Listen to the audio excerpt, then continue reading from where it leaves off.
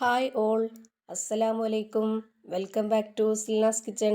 ഇന്നത്തേത് നേന്ത്രപ്പഴം കൊണ്ടുള്ള ഒരു കിടിലൻ ടേസ്റ്റി ആയിട്ടുള്ള ഒരു അടിപൊളി പലഹാരമാണ്. അപ്പോൾ ഒരു പഴം മാത്രമേ ഞാൻ ഈ ഒരു പലഹാരത്തിന് വേണ്ടി എടുക്കുന്നുള്ളൂ. നല്ല ടേസ്റ്റാണ് ഇത് കഴിക്കാനായിട്ട്. സ്കൂളിൽ പോകുന്ന കുട്ടികൾക്ക് സ്നാക്സ് ബോക്സിൽ കൊടുത്തു വിടാനും അതുപോലെ തന്നെ സ്കൂൾ വിട്ടു വരുന്ന കുട്ടികൾക്ക് വളരെ പെട്ടെന്ന് തന്നെ തയ്യാറാക്കി കൊടുക്കാനും ഒക്കെ പറ്റിയ നല്ല ടേസ്റ്റി ആയിട്ടുള്ള ഒരു പലഹാരമാണ്. കുട്ടികൾക്കും വലിയവർക്കും എല്ലാം ഒരുപോലെ ഇഷ്ടാവും. അപ്പോൾ ഇതെങ്ങനെയാണ് തയ്യാറാക്കുന്നതെന്ന് അറിയാനായിട്ട് വീഡിയോ സ്കിപ്പ് ചെയ്യാതെ മുഴുവനായിട്ടൊന്ന് കണ്ടു നോക്കണേ.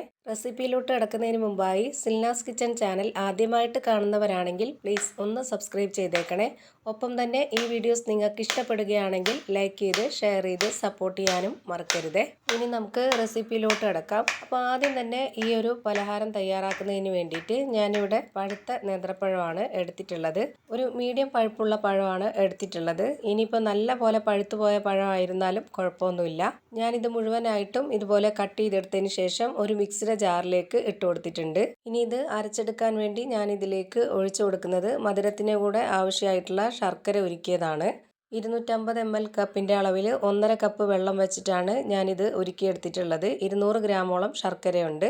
ഇനിയിപ്പോൾ നിങ്ങൾ ശർക്കരയ്ക്ക് പകരം പഞ്ചസാരയാണ് എടുക്കുന്നതെങ്കിൽ പഞ്ചസാര ഓരോരുത്തരുടെ മധുരത്തിനനുസരിച്ച് പഞ്ചസാര ചേർത്ത് കൊടുത്തതിന് ശേഷം 1.5 കപ്പ് അളവിൽ, അതായത് 250 ml കപ്പിൻ്റെ അളവിൽ 1.5 കപ്പ് അളവിൽ സാദാ വെള്ളം ഒഴിച്ചു കൊടുക്കുക.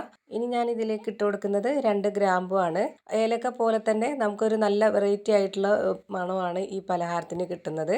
ഇനി നമുക്കിതിലേക്ക് ഒരു 2 ഏലക്കയും കൂടെ ചേർത്ത് കൊടുക്കണം. ഇതിൻ്റെ രണ്ടിൻ്റെ കൂടെ മണമാകുമ്പം നല്ല ടേസ്റ്റാണ് ഈ ഒരു പലഹാരം. ഇനി ഇത് നന്നായിട്ടൊന്ന് അരച്ചെടുക്കാം. അരച്ചെടുത്തതിന് ശേഷം ഞാനിതുപോലെ ഒരു ബൗളിലേക്ക് ഒഴിച്ചു കൊടുക്കുന്നുണ്ട്. അപ്പോൾ ഞാനിതാ നന്നായി അരച്ചെടുത്ത ഈ ഒരു മിക്സ് ബൗളിലേക്ക് ഒഴിച്ചു കൊടുത്തിട്ടുണ്ട്. ഇനി ഇതിലേക്ക് ഇട്ട് കൊടുക്കുന്നത് ഗോതമ്പ് പൊടിയാണ്. മൈദപ്പൊടിയിൽ വേണമെങ്കിലും തയ്യാറാക്കി എടുക്കാം, അതൊക്കെ ഓരോരുത്തരുടെ ഇഷ്ടം. ഞാനിപ്പോൾ ഇവിടെ ഗോതമ്പ് പൊടിയാണ് എടുത്തിട്ടുള്ളത്. 250 ml കപ്പിൻ്റെ അളവിൽ 1 കപ്പ് നിറയെ എടുത്തിട്ടുണ്ട്. ഈ ഒരു അളവിനാണ് ഞാനിപ്പോൾ ഒഴിച്ചു കൊടുത്തിട്ടുള്ള ഈ ഒരു ശർക്കരയുടെ അളവ് കറക്റ്റ് ആയിട്ടുള്ളത്. അടുത്തതായി ഇതിലേക്ക് വേണ്ടത് തേങ്ങ ചിരകിയതാണ്. ഞാനിപ്പോൾ ഇവിടെ 1/2 കപ്പ് അളവിലാണ് തേങ്ങ ചിരകിയത് ഇട്ട് കൊടുക്കുന്നത്. ഗോതമ്പ് പൊടിയും പഴവും ആയതുകൊണ്ട് തന്നെ നല്ല പോലെ അങ്ങ് കുഴഞ്ഞു പോകും ഈ ഒരു പലഹാരം. അപ്പോൾ അത്രയും അങ്ങ് കുഴഞ്ഞു പോവാതിരിക്കാൻ വേണ്ടിയിട്ട് ഞാനിതിലേക്ക് വറുത്ത അരിപ്പൊടി കൂടെ ചേർത്ത് കൊടുക്കുന്നുണ്ട്. ഞാനിതിലേക്ക് 1/4 കപ്പ് അളവിലാണ് അരിപ്പൊടി ചേർത്ത് കൊടുത്തിട്ടുള്ളത്.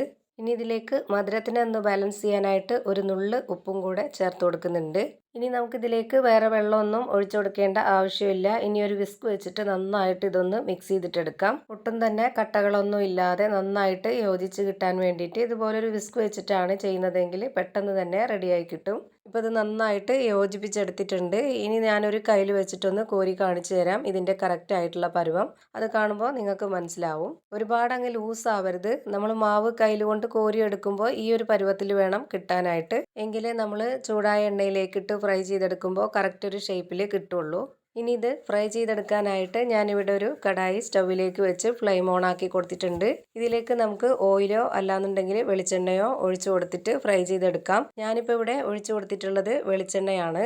എണ്ണ നന്നായിട്ട് ചൂടായി വന്നതിന് ശേഷം ഒന്ന് ലോ ടു മീഡിയം ഫ്ലെയിമിൻ്റെ ഇടയ്ക്കുള്ള ഒരു ഫ്ലെയിമിൽ ആക്കി വെക്കണം. ഒട്ടും തന്നെ ഫ്ലെയിം കൂടി പോവരുത്, പെട്ടെന്ന് തന്നെ കരിഞ്ഞു പോവും. ഇതിന് ഒട്ടും തന്നെ ഫ്ലെയിമിൻ്റെ ആവശ്യമില്ല. അപ്പോൾ അതുകൊണ്ട് തന്നെ നമ്മൾ ലോ ടു മീഡിയം ഫ്ലെയിമിൻ്റെ ഇടയ്ക്കുള്ള ആ ഒരു ഫ്ലെയിമിൽ വെച്ച് കൊടുത്തിട്ട് ഇത് എത്ര എണ്ണമാണോ ഫ്രൈ ചെയ്തെടുക്കുന്നത് അത് മുഴുവനായിട്ടും ആ ഒരു ഫ്ലെയിമിൽ തന്നെ വെച്ച് ഫ്രൈ ചെയ്തെടുക്കുക. അപ്പോൾ എല്ലാം കറക്റ്റ് ആ ഒരു പരുവത്തിൽ തന്നെ വെന്ത് കിട്ടും. ഇപ്പോൾ ഇതിൻ്റെ ഒരു സൈഡ് വെന്ത് കിട്ടിയിട്ടുണ്ട്. ഇനി നമുക്കിതൊന്ന് തിരിച്ചിട്ട് കൊടുക്കാം.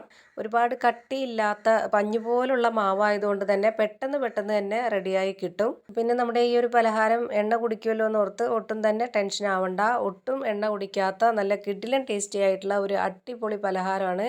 എന്തായാലും നിങ്ങൾക്ക് എല്ലാവർക്കും ഇഷ്ടാവും. ഇപ്പോൾ ദാ ഇതിൻ്റെ 2 സൈഡും വെന്ത് കിട്ടിയിട്ടുണ്ട്. ഇത് എണ്ണയിൽ നിന്ന് കോരി മാറ്റുവാണ്. ഇതേപോലെ തന്നെ ഞാനിവിടെ എല്ലാ മാവും ഫ്രൈ ചെയ്ത് വെച്ചിട്ടുണ്ട്.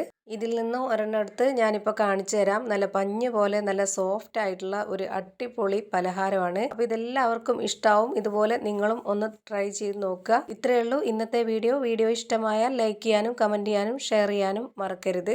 അതുപോലെ തന്നെ ഞാനിടുന്ന പുതിയ വീഡിയോസ് നോട്ടിഫിക്കേഷനായിട്ട് കിട്ടുന്നതിന് വേണ്ടി സബ്സ്ക്രൈബ് ചെയ്ത് ബെല്ലൈക്കൺ അമർത്തി അതിൽ ഓൾ എന്ന ഓപ്ഷൻ എനേബിൾ ചെയ്ത് കൊടുക്കാനും മറക്കരുത്.